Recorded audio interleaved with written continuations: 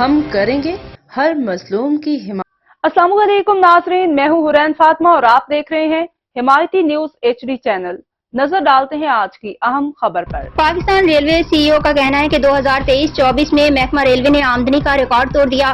Chief executive officer سی ای او railway عامر بلوچ نے کہا کہ گزشتہ برس ریلوے کی آمدنی 63 ارب روپے تھی، اگلے سال 100 ارب روپے آمدنی کا ہدف مقرر کر لیا ہے۔ سی ای او ریلوے کے مطابق 2023-24 میں حکومت نے 73 ارب روپے آمدن کا ٹارگٹ دیا تھا، لیکن 88 ارب روپے سے زائد آمدنی ہوئی۔ ایک سال میں 40% اضافہ کسٹمرز کی بڑھتے ہوئے اعتماد کا ثبوت ہے۔